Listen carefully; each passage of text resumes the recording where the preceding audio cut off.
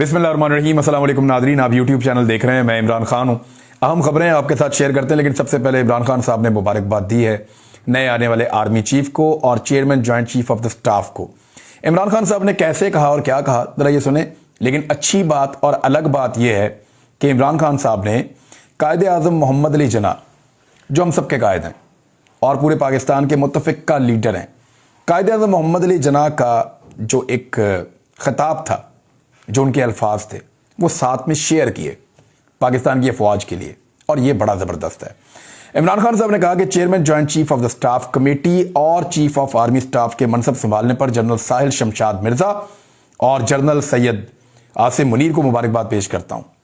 उम्मीद है कि नई अस्करी क़यादत मिल्लत और रियासत के माबैन गुज़िश्ता 8 माह में जन्म लेने वाले एतमाद के फुकतान के खात्मे की सबील करेगी और कुव्वत रियासत अवाम ही से कशीद की जाती है, यानी अवाम से ही जो है वो ताकत होती है रियासत की।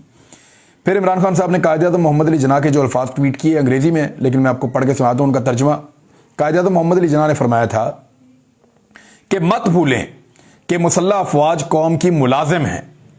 आप कौम की पॉलिसी नहीं बनाते, पॉलिसियां बनाना सिविलियंस का काम है और आप वही काम करें जो आपके सपुर्द किया गया हो। कायदे आज़म के अल्फाज हैं, जरा मैं ऊंची बोल रहा हूं ताकि अगर किसी के कान में मैल है तो वो जरा मैल निकाल के सुन ले अच्छी तरह। फिर दोबारा सुनाता हूं कायदे आज़म मोहम्मद अली जिन्ना ने क्या कहा था। उन्होंने कहा था कि मत भूलें, वैसे आप में से सबके दफातर में उनकी तस्वीर लगी हुई होती हैं, तो इसलिए जरा उनकी तरफ देखें और गौर से मेरे अल्फाज सुने और सोचें कि कायदे आज़म मोहम्मद अली जिन्ना ने यह कहा था कि मत भूलें कि मुसल्लह अफवाज कौम की मुलाजिम है। आप कौम की पॉलिसी नहीं बनाते, पॉलिसियां बनाना सिविलियंस का काम है और आप वही काम करें जो आपके सपुर्द किया गया हो या आपकी ड्यूटी लगाई गई हो। तो ये एक अच्छी बात है कि इमरान खान साहब ने ये किया, उसके ऊपर उनको कायम रहना होगा।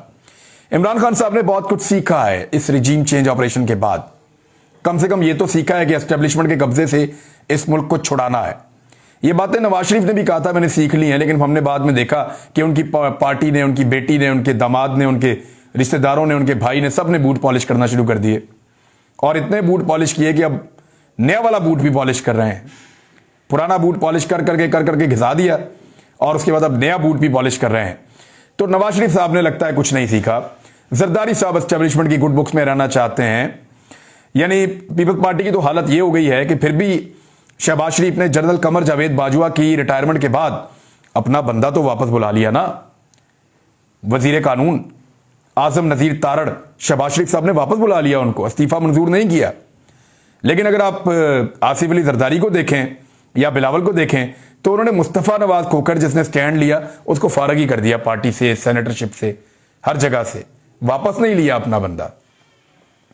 तो पीएमएलएन और पीपल्स पार्टी ये सारे इस वक्त बी टीम बने हुए हैं एस्टेब्लिशमेंट की। तो इमरान खान साहब ऐसे मौके पर अगर ऐसी बात कर रहे हैं तो ये बड़ी अच्छी बात है और इसका फायदा पब्लिक में इमरान खान साहब को हो रहा है। कैसे हो रहा है? इलेक्शन कमीशन ऑफ पाकिस्तान ने रिपोर्ट जारी की है। रिपोर्ट क्या कहती है जरा सुने आप। इलेक्शन कमीशन ऑफ पाकिस्तान ने अदादोशुमार जारी किए हैं और इन अदादोशुमार के ऊपर एक मुफस्सल रिपोर्ट है। वो रिपोर्ट ये कहती है कि 12 जमातों पर मुश्तमिल जो हुकूमती इत्तेहाद है, ये 12 जमातें तो एक अलग है ना, जो पहले से पीडीएम में चल रही हैं, पीपल्स पार्टी शामिल करें, जो नई जमातें आई हैं वो भी शामिल करें, तो ये 16 जमातें प्लस एस्टेब्लिशमेंट प्लस पाकिस्तान का 95% मीडिया बनता है। लेकिन क्योंकि इलेक्शन कमीशन है वो ये सारा कुछ नहीं लिख सकता। वो नहीं लिख सकता कि इसके अंदर वो शामिल कर दे इलेक्शन कमीशन को भी, वो शामिल कर दे एस्टेब्लिशमेंट को भी, वो शामिल कर दे पाकिस्तान के 95% मीडिया को भी, माफियाज को भी, तो वो ये नहीं कर सकता। लेकिन जो उन्होंने जो कहा वो बता देता हूं कि 12 जमातों पर मुश्तमिल इत्तेहाद अपनी मकबूलियत खोने लगा है, जबकि पीटीआई की मकबूलियत इसकी हुकूमत के खात्मे के बाद से मुसलसल लगातार बढ़ती चली जा रही है। इलेक्शन कमीशन की जारी दस्तावेजात के अदादोशुमार के मुताबिक मौजूदा हुकूमत के क़याम के बाद मुल्क भर में कौमी और सूबाई असम्बलियों की मजमूई तौर पर 36 नशस्तों पर इंतखाबात हुए। एक नशस्त ऐसी थी जिसमें पाकिस्तान तहरीक इंसाफ ने हिस्सा नहीं लिया।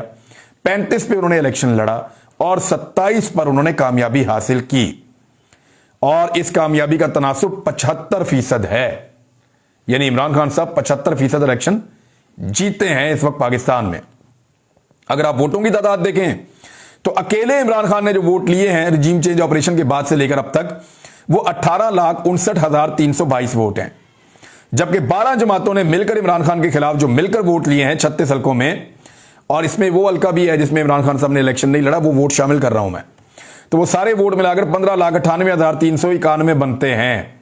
सारे मिलकर इमरान खान से कम वोट ले रहे हैं और इमरान खान अकेले उनसे काफी ज्यादा वोट ले रहे हैं।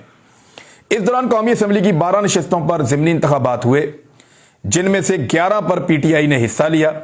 उनमें से 9 पीटीआई ने जीत ली, 2 पीपल्स पार्टी ने जीत ली। नून लीग कौमी असम्बली की एक सीट भी नहीं जीत सकी, यानी 12 पे इलेक्शन हुआ, 11 में पीटीआई लड़ी और नून लीग ने 12 के 12 के अंदर अपना जोर लगाया, लेकिन नून लीग एक भी नहीं जीत सकी। 2 पीपल्स पार्टी जीती, जिनमें एक मुल्तान वाली सीट वो जीते हैं नून लीग की और सारी जमातों से मिलकर, और वो जेन्युइन इलेक्शन वो जीते हैं शाह महमूद कुरैशी की बेटी से।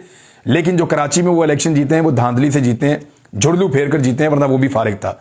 तो इमरान खान अकेले ही जीतते चले जा रहे हैं। नून लीग कौमी असम्बली की एक भी नशिस्त हासिल नहीं कर सकी। पंजाब असम्बली में 23 ज़िमनी इंतखाबात हुए हैं, जिनमें से 20 एक साथ हुए थे और 3 अलग हुए हैं। उनमें पाकिस्तान तहरीक इंसाफ ने ज्यादा नशिस्तें जीती हैं, यानी 23 में से 17 हलकों पर पीटीआई ने इलेक्शन जीता है और 2 के ऊपर बड़ी शदीद धांधली हुई थी रावलपिंडी और लाहौर वाली सीट पे, वरना पीटीआई की 19 नशिस्तें पक्की थी। चलें 17 पर जो है वो पीटीआई ने इलेक्शन जीता है, 1 के ऊपर जो है वो आजाद उम्मीदवार इलेक्शन जीता है और सिर्फ 5 सीटें जो है वो नून लीग जीती है। ये हालत होगी नून लीग की, और 5 में से 2 को शदीद धांधली के बाद जीता है।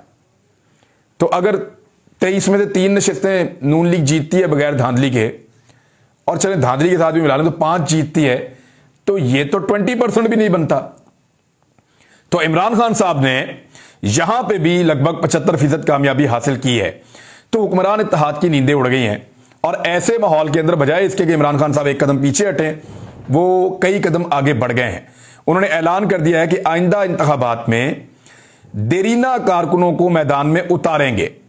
ये इमरान खान साहब ने ऐलान किया है, और उन्होंने कहा कि आइंदा इंतखाबात में जो बानी अरकान हैं उनको लेकर आऊंगा, और जो देरीना अरकान हैं, तगड़े हमारे कारकुन हैं, उनको हम टिकट जरूर देंगे। जमान पार्क में उन्होंने तंजीम से बातचीत कर रहे थे, और उन्होंने अब पंजाब में इलेक्शन लड़ने के लिए बोर्ड बनाने के लिए काम शुरू कर दिया है इमरान खान साहब ने। मिसाल के तौर पे आपके सामने मैं एक ट्वीट रख देता हूं, मुगीस अली जर्नलिस्ट है, उनका ट्वीट है। उन्होंने कहा कि तहरीक इंसाफ का हुकूमत पर दबाव बढ़ाने का फैसला, इमरान खान की हदायत पर आम इंतखाबात की तैयारियों का आगाज, पंजाब की कौमी और सूबाई असम्बलियों के टिकट के लिए पार्लिमानी बोर्ड की तश्कील का काम शुरू कर दिया गया।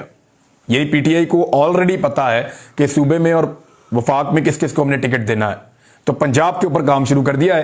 केपी में उनका पहले ही बहुत काम हो चुका है, सिंध के अंदर उनको अभी काम करना होगा आने वाले दिनों में, लेकिन पंजाब और केपी की तैयारी अगर कर ली तो फिर ज्यादा आसान रहेगा सिंध में और बलूचिस्तान में जाकर इलेक्शन लड़ना। इस वक्त वाहिद लीडर इमरान खान है जो इस वक्त इलेक्शन की सोच रहे हैं और इलेक्शन की तैयारी कर रहे हैं। किसी और के दिमाग में अभी तक इलेक्शन आया भी नहीं। शहबाज शरीफ और कई मुल्ज़िमान जो हैं नैब के, मैंने आपको कल भी बताया था, आज भी बता देता हूं, बहुत सारों के केसेस जो हैं वो खत्म हो गए हैं, लगातार खत्म होते चले जा रहे हैं। अदालत ने, लाहौर हाई कोर्ट ने ऑर्डर जारी कर दिया है कि 50 करोड़ से कम नैब केसेस में गिरफ्तार मुल्ज़िमान की रिहाई दे दी जाए, यानी जो 50 करोड़ से कम की जिसने करप्शन की है, 49 करोड़ की है, 48 करोड़ की है, उसको बिल्कुल पकड़ा नहीं जाएगा, उसको छूट होनी चाहिए, उसको छोड़ दिया जाएगा। जिसने इससे ज्यादा करप्शन की है उसको सिर्फ गिरफ्तार किया जाएगा। तो इसका फायदा बहुत सारे लोगों को पहुंचेगा और वो पहुंचना शुरू हो गया है। अदालत ने हुक्म दे दिया है कि ऐसे तमाम लोगों को जिनके ऊपर 50 करोड़ से कम की करप्शन है, नैब उनके केसेस नहीं सुन सकता, लिहाजा उनको छोड़ दिया जाए। अब कुछ और खबरें हैं वो आपको मैं बताता हूं। एक तो ये कि तहरीक अदम एतमाद और एतमाद का वोट, इन दो ऑप्शंस को एक साथ इस्तेमाल करने का फैसला किया है पीडीएम ने। शहबाज शरीफ ने मदद मांगी है आसिफ अली जरदारी से। वैसे तो उनकी 7 सीटें हैं पंजाब में, कोई औकात नहीं है इस पॉलिटिकल पार्टी की, लेकिन इसके बावजूद आसिफ अली जरदारी आपको पता है खरीदो फरोख्त की दुनिया के माहिर हैं। कोशिश करेंगे और लोगों को खरीद लें, उनको लालच दें, खरीद लें कि बाहर सेटल कर दें, क्योंकि पाकिस्तान में तो अब कोई लोटा इलेक्शन लड़ नहीं सकेगा। जो लोगों ने दुर्गत बनानी है वो सबको नजर आ रही है। तो अब इसी सेटअप को कितना खींचा जा सकता है उसके ऊपर सारे काम कर रहे हैं ताकि एनआरओ मुकम्मल हो जाए। कुछ ऐसा करें कि इमरान खान को एलिमिनेट कर दें या उनको जान से मार दें या उनको इलेक्शन से बाहर कर दें, कुछ भी करके। तो ऐसा प्लान किया जा रहा है, लेकिन एक मनसूबा इंसान बनाता है एक अल्लाह रब्बुल इज़्ज़त बनाते हैं, तो अल्लाह के मंसूबे के आगे किसी का मंसूबा ठहर नहीं सकता। ये एक अट्टल हकीकत है। अब इलेक्शन में तो जाना पड़ेगा, और उसके लिए अगर ये तहरीक अदम एतमाद लेकर आते हैं तो 2 दिन के अंदर स्पीकर उड़ा के रख देंगे। वो कहेंगे ले आओ, आओ बंदे पूरे करो। तो आईनी तौर पे तहरीक अदम एतमाद में बंदे पूरे हो ही नहीं सकते जब तक कि परवेज़ इलाही अपने 10 बंदों को ये लिख कर ना कहे कि यार आप लोग मेरे खिलाफ वोट डाल दें। अगर परवेज़ इलाही ने अपने 10 बंदों को लिख कर यह कहा कि मेरे खिलाफ अदम एतमाद का वोट डाल दो, तो फिर तो कामयाब हो जाएगी, अदरवाइज नहीं होगी। दूसरा तरीका क्या है, एतमाद का वोट लेने के लिए परवेज़ इलाही को कहें, अगर उन्होंने ले लिया तो फिर फारिग, अगर ना ले सके तो इलेक्शन होगा, फिर जीत जाएंगे, क्योंकि हमजा शहबाज के बाद तो बंदे पूरे हो ही नहीं सकते। तो ये बड़ा क्लियर हो चुका है। अब एक ही रास्ता और बचा है, या तो परवेज़ इलाही को ले जाएं किसी तरह खींच तान के, उनका अगला इलेक्शन फारग हो जाता है, वो भी मुश्किल नजर आता है, या फिर सुप्रीम कोर्ट ऑफ पाकिस्तान जो है वो अपना फैसला बदल दे। जिस फैसले में उन्होंने साफ कहा था कि जो भी फ्लोर क्रॉसिंग करेगा या अपनी पार्टी के हुक्म की खिलाफ वर्जी करेगा, ना उसका वोट काउंट होगा और साथ ही साथ वो ना अहल भी हो जाएगा उस मुद्दत के लिए जिसके लिए वो इलेक्शन लड़के आया हुआ है। यानी बाद में ज़िमनी इलेक्शन तो लड़ सकता है, दोबारा आ सकता है, लेकिन लोटा बनने वाले का वोट कास्ट नहीं होगा। सबसे बड़ा फड्डा और प्रॉब्लम वो ये है, ये सुप्रीम कोर्ट ऑफ पाकिस्तान ने इसको तय कर दिया था। तो ये चीजें जो हैं, इसके बाद इमरान खान साहब फौरी तौर पे जिस तरह वो मांग रहे हैं कि फौरी तौर पे कमेटी बनाई जाए और उसके बाद जो है वो टिकट फाइनल किए जाएं, इसका मतलब है वो बहुत करीब पहुंच चुके हैं इलेक्शन के, और 20 मार्च के आसपास कहीं पे आपका रमजान मुबारक शुरू होगा, उससे पहले कोशिश की जा रही है कि इलेक्शन हो जाए। और अगर पूरे पाकिस्तान में नहीं होते तो खैबर पख्तूनख्वा और पंजाब के इलेक्शन भी अगर हो जाते हैं तो ये एक बहुत बड़ी कामयाबी होगी इमरान खान साहब की कि वो 5 साल के लिए खैबर पख्तूनख्वा और पंजाब में अपनी हुकूमतें पक्की कर देते हैं। उसके बाद वफाकी हुकूमत का इलेक्शन होगा, कौमी असम्बली का और सिंध का और बलूचिस्तान का, तो ज्यादा फोकस करके इमरान खान साहब उसमें जा सकेंगे। क्योंकि देखिए 75 बंदे तो शहबाज शरीफ ने बांधे हुए हैं कैबिनेट के अंदर, वो 75 बंदे इलेक्शन लड़ने के लिए मैदान में आ ही नहीं सकते। PMLN के बड़े बड़े नाम सारे मिनिस्टर बने हुए हैं, पीपल्स पार्टी के बड़े बड़े नाम सारे मिनिस्टर बने हुए हैं, वो सारे इस इलेक्शन के अंदर मैदान में नहीं उतर सकते। जब वो मैदान में नहीं उतर सकते तो उनका मुकाबला कैसे करेंगे? दूसरी तरफ PTI सारी की सारी वेली है, वो सारे ही मिलकर इलेक्शन लड़ेंगे, और जब वो इलेक्शन लड़ेंगे तो वो ज्यादा कामयाबी हासिल करेंगे। तो पंजाब में जीतने के बाद उनकी 2 सूबों में हुकूमत होगी, जब वो अगले इलेक्शन में उतरेंगे तो उनके जीतने के इम्कान और ज्यादा बढ़ जाएंगे। बांध लिया बहुत बुरी तरह। सिर्फ एक रास्ता मुझे नजर आता है, सिर्फ एक रास्ता नजर आता है कि एस्टेब्लिशमेंट के अंदर जो तब्दीली हुई है, जैसे जनरल कमर जावेद बाजवा साहब ने हाथ रखा हुआ था इन एस्टेब्लिशमेंट की जो जमातें बनी हुई थी सारी PDM की, इनके सर पे जैसे जनरल कमर जावेद बाजवा साहब ने दस्ते शफकत रखा हुआ था, ऐसे ही अगर जनरल आसिम मुनीर भी इनके सर के ऊपर दस्ते शफकत रख दें और इनको वो सारा कुछ प्रोवाइड करें और वो सारी सहूलियात दें जो सहूलियात इनको जनरल कमर जावेद बाजवा दे रहे थे, तो फिर तो बात बन सकती है। अदरवाइज बात बनती हुई दिखाई नहीं दे रही। अब आ जाए एक और खबर की तरफ, और ये बहुत इंपॉर्टेंट खबर है। एक तो मैंने आप सबसे गुजारिश की है कि अरशद शरीफ भाई के लिए, शहीद के लिए आप खत लिखें। हजारों लाखों खत रस्ते में हैं और वो जा रहे हैं सुप्रीम कोर्ट ऑफ पाकिस्तान की जानिब।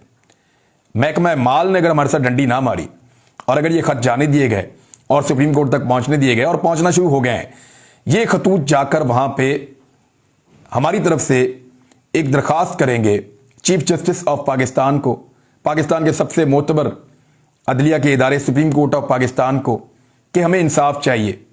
हमारा एक सहाफ़ी जो पाकिस्तान के लिए बात करता था, जो शोहदा के ख़ानदान से था, उसको पाकिस्तान से भागने पर मजबूर किया गया, उसको तकालीफ दी गई, उस पर झूठे मुकदमात काटे गए, फिर दूसरे मुल्क में उस पर ज़मीन तंग की गई और तीसरे मुल्क में वो शहीद हो गया।